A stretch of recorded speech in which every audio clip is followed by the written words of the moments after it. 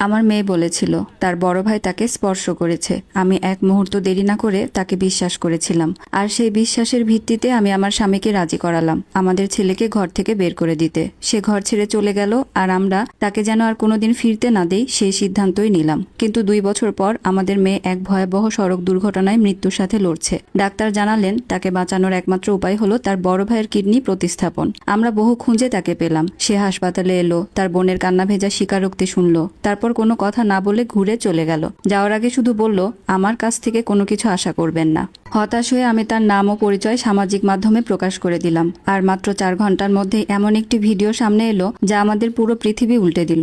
মুহূর্তে আমি হয়ে গেলাম সবচেয়ে ঘৃণিত একজন মানুষ, আর আমার মেয়ের হৃদস্পন্দন মনিটরের শব্দ ধীরে ধীরে কমে আসছিল আমার চোখের সামনে। আমার নাম মাসফিয়া। যখন আমাদের পরিবার ভেঙে পড়ল তখন আমার বয়স ছিল 38। আমার স্বামী হায়দার তখন 39-এর দিকে। আমাদের 2 সন্তান, ছেলে আরিফ, তখন তার বয়স 18, আর মেয়ে জোহরা 9 বছর। তাদের মধ্যে ছিল 10 বছরের ব্যবধান। আমি সবসময় ভাবতাম এই 2 ভাই বোনের সম্পর্ক স্বাভাবিক, তারা একে অপরকে ভালোবাসে যেভাবে যে কোনো ভাই বোন ভালোবাসে। আরিফ ছিল খুবই শান্ত স্বভাবের ছেলে, বই পড়তে ভালোবাসতো, বেশিরভাগ সময় নিজের ঘরে চুপচাপ পড়াশোনা করেই কাটাতো। সে কখনোই ঝামেলা করতো না, কখনোই বিদ্রোহী আচরণ করতো না। তার আচরণে কখনোই এমন কিছু ছিল না যা আমাকে সন্দেহ করতে বাধ্য করবে। আর জোহরা ছিল ঠিক তার উল্টো, খুবই প্রাণবন্ত, হাসি খুশি, সবসময় কথা বলতো, দৌড়াদৌড়ি করতো, যেন তার ভেতরে সবসময় একটা অস্থিরতা কাজ করত। আমি সকালে কাজে যেতাম, আর হায়দার প্রায়ই শহরের বাইরে কাজ নিয়ে ব্যস্ত থাকতো, তাই অনেক সময় জোহরার দেখাশোনার দায়িত্ব পড়তো আরিফের ওপর। স্কুল থেকে ফিরে সে তার ছোট বোনকে সামলাতো। সবকিছু খুব স্বাভাবিকই ছিল, খুবই স্বাভাবিক, যতক্ষণ না সেই দিনটা আসে। সন্ধ্যায় আমরা সবাই একসাথে খাবার টেবিলে বসেছিলাম। আমি ভাত আর তরকারি রান্না করছিলাম, আমার ননদ মিষ্টি নিয়ে এসেছিল। বাসার পরিবেশ ছিল একেবারে শান্ত, ঘরোয়া। বাচ্চারা পাশের ঘরে খেলছিল, সবকিছুই ছিল একদম সাধারণ দিনের মতো। হঠাৎ করে জোহরা কথা বলল, আম্মু। আমরা সবাই তার দিকে তাকালাম। সে কোনো কান্নাকাটি না করে খুব স্বাভাবিক গলায় বলল, আরিফ আমাকে এখানে স্পর্শ করেছে। তারপর সে শরীরের একটি জায়গার দিকে ইশারা করলো। ঘরের ভেতর মুহূর্তেই নীরবতা নেমে এলো, এমন নীরবতা যেন সময় থেমে গেছে। আমার হাত থেকে চামচ পড়ে গেল। আমার স্বামী হায়দারের মুখ কঠিন হয়ে উঠল। আমি স্তব্ধ হয়ে শুধু তাকিয়ে রইলাম আমার মেয়ের দিকে। আমি জিজ্ঞেস করলাম কাঁপা গলায়, তুমি কি বললে জোহরা? সে আবার বলল, 2 বার করেছে। সেই মুহূর্তে আমার মাথার ভেতরে সবকিছুই থেমে গেল। আমি কিছুই ভাবতে পারছিলাম না, শুধু একটা অনুভূতি, ভয়। আমার মেয়ের জন্য ভয়। আর যদি এটা সত্যি হয়? আমরা আরিফকে ফোন করলাম। সে তখন শহরের বাইরে তার পড়াশোনার জায়গায় ছিল। প্রায় 20 মিনিট পরে সে বাড়ি এলো, কিন্তু তাকে কিছু বোঝানোর সুযোগও দেওয়া হলো না। সে ঘরে ঢুকতেই তার বাবা হায়দার এগিয়ে গিয়ে তাকে জোরে থাপ্পড় মারলেন। আরিফ মেঝেতে পড়ে গেল। তার মুখে ছিল সম্পূর্ণ বিস্ময়। এটা কি হচ্ছে? সে চিৎকার করে বলল। হায়দার চিৎকার করে বললেন, তুই কি তোর বোনকে স্পর্শ করেছিস? আরিফ কাঁপা গলায় বলল, না, আমি কিচ্ছু করিনি। কিন্তু কেউ তার কথা শুনল না। আবারও আঘাত নামলো তার উপর। সে বারবার বলছিল, আমি নির্দোষ। কিন্তু আমরা শুনছিলাম না। সেই রাতেই আমরা তাকে ঘর থেকে বের করে দিলাম, তার জিনিসপত্র দরজার বাইরে ফেলে দিলাম, তার পড়াশোনার খরচ বন্ধ করে দিলাম। আর হায়দার বললেন, আমাদের কাছে তুই আর নেই, তুই মারা গেছিস আমাদের জন্য। আরিফ কাঁদছিল, বারবার বলছিল, আম্মু আমি কিচ্ছু করিনি, বিশ্বাস করো। কিন্তু আমি চুপ ছিলাম, একটা কথাও বলিনি। সেই রাতেই সে আমাদের জীবন থেকে চলে গেল। এরপর দিনগুলো চলে গেল, কিন্তু আমাদের ভেতরের একটা অংশ ধীরে ধীরে ভেঙে যাচ্ছিল। আমরা নিজেদেরকে বোঝাতাম আমরা সঠিক কাজ করেছি, মেয়েকে রক্ষা করেছি, কিন্তু সেই সান্ত্বনা বেশি দিন টেকেনি।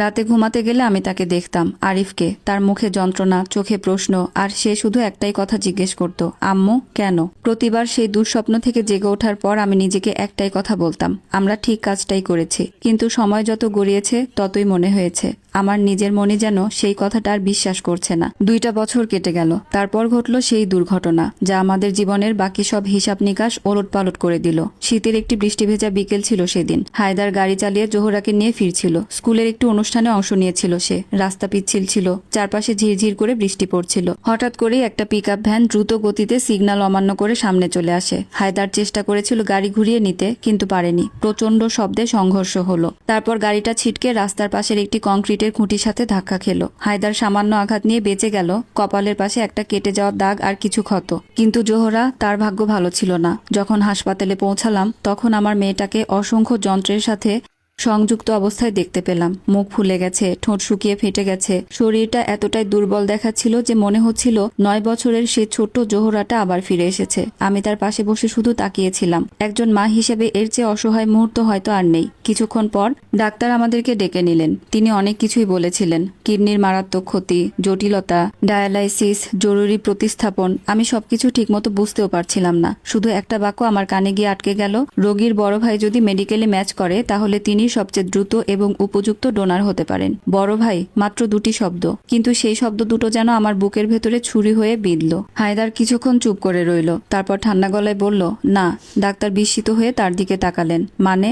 হায়দার বলল, সেই ছেলে আর এই পরিবারের কেউ না। সেই মুহূর্তে আমার ভেতরে কিছু একটা ভেঙে পড়ল। তবে এবার সেটা আর আরিফের জন্য ছিল না, বরং নিজের জন্য। কারণ নিষ্ঠুর ভাগ্য এমন এক জায়গায় আমাদের দাঁড় করিয়েছে যেখানে মৃত্যুর সাথে লড়াই করছে আমার মেয়ে, আর তাকে বাঁচাতে পারে একমাত্র সেই ছেলে যাকে আমরা অপরাধী ভেবে ঘর থেকে বের করে দিয়েছিলাম। আমরা আরিফকে খুঁজতে শুরু করলাম, কিন্তু তাকে খুঁজে পাওয়া সহজ ছিল না। সে যেন পৃথিবী থেকেই হারিয়ে গিয়েছিল। ফোন নম্বর বদলে ফেলেছে, আগের বাসা ছেড়ে দিয়েছে, বিশ্ববিদ্যালয়ও বদলে ফেলেছে। যাদের কাছে খোঁজ নিয়েছি তাদের কেউই কিছুই বলতে চায়নি। মনে হচ্ছিল সবাই জানে আমরা কি করেছি। আর অবশেষে অনেক খোঁজাখুঁজির পর একটি সূত্র পেলাম। আরিফের একজন পুরনো শিক্ষক জানালেন সে এখন ঢাকার একটি ইলেকট্রনিক্স দোকানে কাজ করে। আমি একাই গেলাম, হায়দারকে নিয়ে যাওয়ার সাহস হয়নি। আমি জানতাম আরিফ হয়তো তার মুখটাও দেখতে চাইবে না। দোকানে ঢুকেই আমি তাকে চিনে ফেললাম। সে কাউন্টারের পেছনে দাঁড়িয়েছিল। 2 বছর আগে সে ছেলেটার সাথে এই মানুষটার অনেক পার্থক্য। আরো শুকিয়ে গেছে, আরো নীরব, আরো কঠিন। মুখে ছোট্ট দাড়ি আর ভ্রুর পাশে একটা ক্ষীণ দাগ, সেই রাতের দাগ যেদিন তার বাবা তাকে সবার সামনে মেরেছিল। আমাকে ঢুকতে দেখে সে কোনো প্রতিক্রিয়া দেখালো না, না অবাক হলো, না হাসলো, না এগিয়ে এলো। আমি কাপা গলায় বললাম, আরিফ। সে শান্তভাবে ক্যাশ ড্রয়ার বন্ধ করলো, তারপর শুধু একটি শব্দ বলল, না। একটা মাত্র শব্দ, কিন্তু সেই শব্দে আমার সব প্রস্তুত করা কথা ভেঙে চুরমার হয়ে গেল। আমি কেঁদে ফেললাম। জোহরার কথা বললাম, তার অবস্থার কথা বললাম, ডাক্তারের কথা বললাম, সময় ফুরিয়ে আসার কথা বললাম, আর বললাম সে তোমার বোন। তখন সে আমার দিকে তাকালো। সেই দৃষ্টিতে এমন কিছু ছিল যা আগে কখনো দেখিনি। তারপর সে বলল, আমিও তো আপনার ছেলে ছিলাম। মনে হলো কেউ আমার পায়ের নিচ থেকে মাটি সরিয়ে নিয়েছে। আমি কিছু বলতে চেয়েছিলাম, কিন্তু কোনো শব্দ খুঁজে পাইনি। কারণ সত্যি বলার মতো আমার কিছুই ছিল না। কোনো ক্ষমা যথেষ্ট নয়, কোনো ব্যাখ্যা যথেষ্ট নয়। তবুও সে হাসপাতালে এলো আমার জন্য নয়, হায়দারের জন্যও নয়। হয়তো সে ছোট্ট মেয়েটার জন্য, যে একসময় তাকে ভাইয়া বলে ডাকতো। হাসপাতালের কেবিনে ঢুকতেই জোহরা তাকে দেখতে পেল, আর তাকে দেখেই সঙ্গে সঙ্গে কেঁদে ফেলল। আরিফ ভাইয়া। আরিফ দরজার কাছেই দাঁড়িয়ে রইল, এক পাও সামনে এগোলো না। জোহরা কাঁপতে থাকা হাতটা তার দিকে বাড়িয়ে দিল, তারপর বলল, আমাকে মাফ করে দাও। ঘরের বাতাস যেন হঠাৎ ভারী হয়ে উঠল। হায়দার দ্রুত বলল, জোহরা, এইসব কথা এখন বলবে না। কিন্তু জোহরা বাবার দিকে তাকিয়ে ধীরে মাথা নাড়ল। তার চোখে আমি এমন একটা ভয় দেখলাম যা 2 বছর আগে দেখতে পাইনি। সে ফিসফিস করে বলল, না, আজ আর আমি চুপ থাকবো না। আরিফ নিঃশব্দে তার দিকে তাকিয়ে রইল। জোহরা কাঁদতে কাঁদতে বলল, আমি মিথ্যা বলেছিলাম। আমার নিঃশ্বাস বন্ধ হয়ে এলো। আরিফ ভাইয়া কখনোই আমাকে স্পর্শ করেনি, কখনোই না। আসসালামু আলাইকুম সবাইকে। এতক্ষণ আপনাদেরকে সংগৃহীত একটা গল্পের প্রথম অংশ পড়ে শোনাচ্ছিলাম। আমার কাছে গল্পটা খুব ভালো লেগেছে, তাই আপনাদের সঙ্গে শেয়ার করলাম। আপনাদের কাছে কেমন লেগেছে অবশ্যই জানাবেন, আর গল্পের পরবর্তী অংশ খুব শীঘ্রই আপনাদের সঙ্গে শেয়ার করব। আল্লাহ হাফিজ।